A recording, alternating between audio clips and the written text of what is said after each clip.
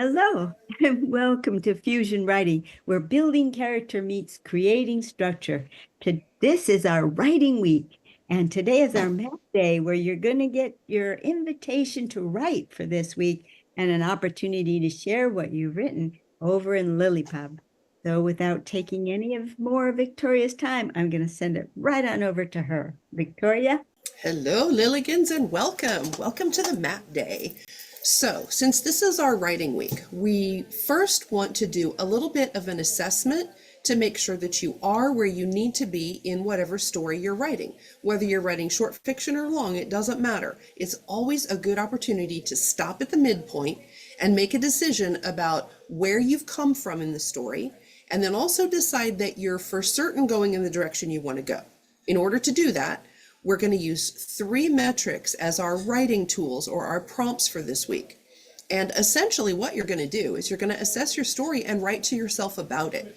Sometimes when you're working through the actual drafting of, say, that 0 draft or that first draft, you're so in the flow of the story that you're not thinking to yourself critically about it.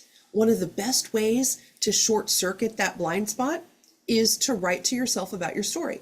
So let's start with the most obvious building block of story, which is plot. We know that in the beginning we make an offering. We offer the reader some kind of promise, some kind of kickoff that this is going to be a certain kind of story with certain features. Then by offering milestones and discoveries, which move that character through the narrative, we're giving that reader those little bits that show progress, that show movement along that timeline. Well, sometimes when you're in that process, you may not see something that I lovingly refer to as a plot hole, and it is as bad as it sounds. When you fall in one, you leave your reader completely at loose ends. Where did this come from? What just happened? Where are we? It throws your reader out of the story. So that's the first exercise that I would like to assign to you for the writing week, is read through whatever portion of the story that you have written so far and look for those plot holes. Sometimes you could also think of them as story threads.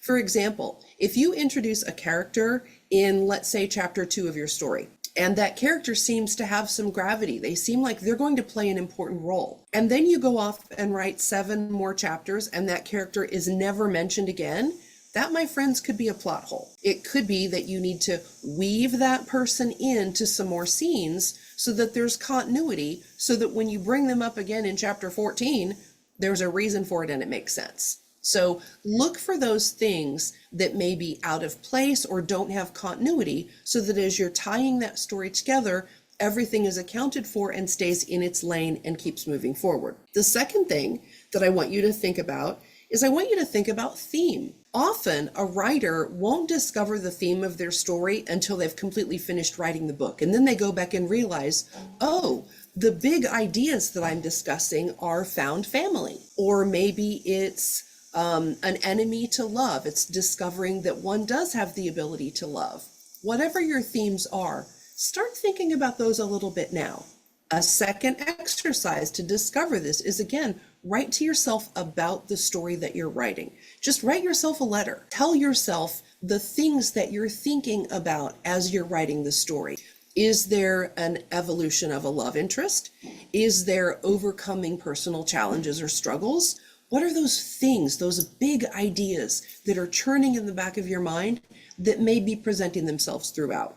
The reason I have you do this is because this helps keep your reader on track. It helps them come away from the story not only with the individual details and a great tale, but it also gives them something larger to think about, which is more satisfying as a reader. For the third and final tool, I want to talk just a little bit about character development. And this is where we dovetail nicely, even though Kathleen doubted. The thing I want you to think about is just your main character. Think about that one key central character that holds your story up.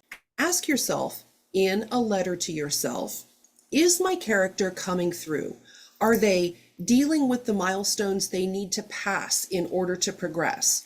Are they making discoveries about their world, their situation, and about themselves that are helping move them along and push that reader through the narrative? Is that character doing their job as being interesting and movable in the way that they're moving through whatever your story is? These are questions, again, that If you're asking these now while we're kind of at the midpoint, it's going to help keep you on track as you start writing towards the end, because this is what is lovingly sometimes referred to as the muddle in the middle. That's when writers go off the rails and they lose their way. So, doing these 3 quick assessments with yourself, assessing your plot and the direction it's going, assessing your theme and the larger issues that you're speaking to, and assessing that main character and just making sure that they're coming through in the way that you want them to, their development, they're moving through those character traits, which is what Kathleen's going to talk to you about, is all being tied up nicely so that that character ends up where you want them to,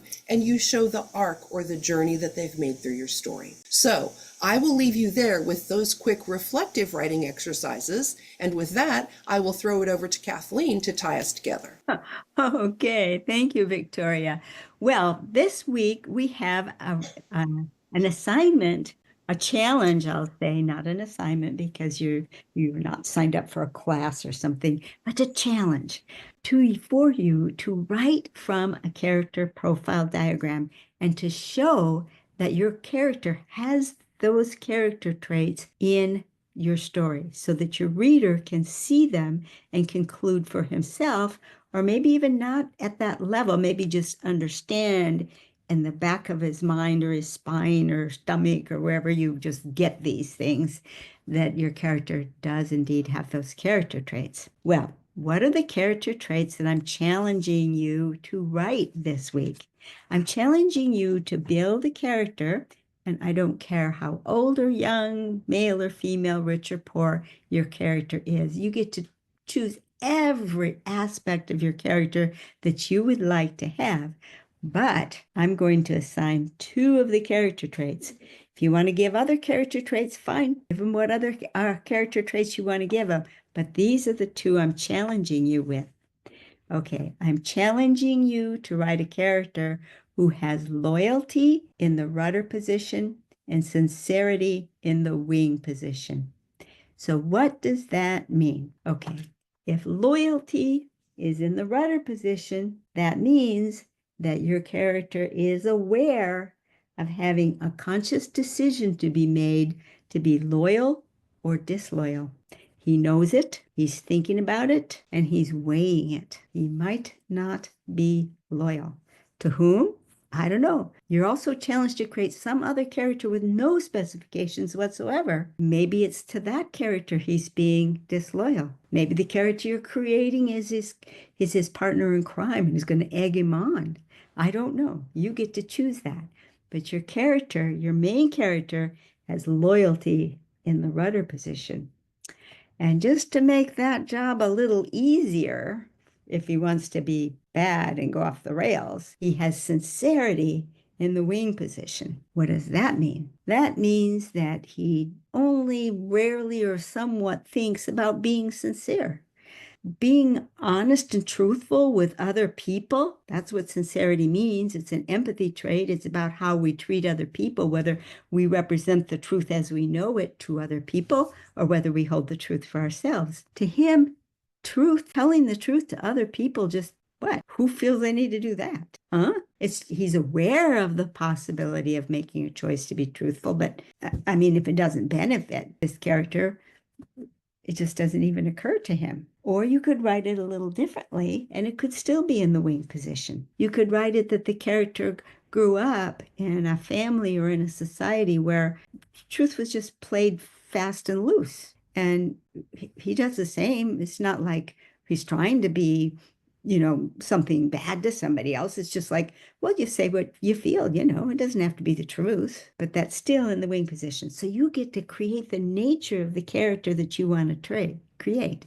But you're going to want to convey to your reader that those 2 traits exist and that they're in the rudder and in the wing. That's my challenge to you. Okay, Victoria, now, how are you going to tie those up? Well, as usual, here's what we've gone and done. In my assignment to assess your character and the direction that they're going, I left it, as Kathleen would say, fast and loose.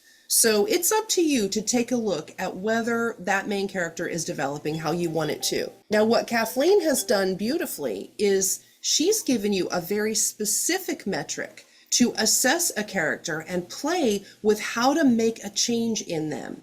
That tool, my friends, is a valuable tool when you're doing my exercise and looking at how can I make sure this character is going in the direction I want them to go. Kathleen has lovingly given you a zillion, 28 to be exact, character traits that you can toggle around and figure out how am I going to make this character believable and engaging. So you have all the tools that you need. I'm just giving you the suggestion to do that assessment and dive in. So with that, I would say it's time to get writing. So look at your story, look at those characters, and make sure that it's going in the direction that you want it to go so that you don't go off the rails in the middle, because that is a whole other mess to clean up. And then come over and join us at LiLLiPub.org and share your work so we can talk about it during our Saturday workshops. Yep.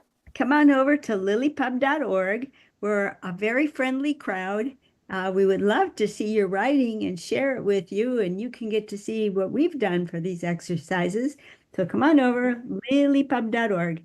We'd love to see you over there and in, as Victoria said, our Zoom calls every Saturday. See you over there. Bye-bye.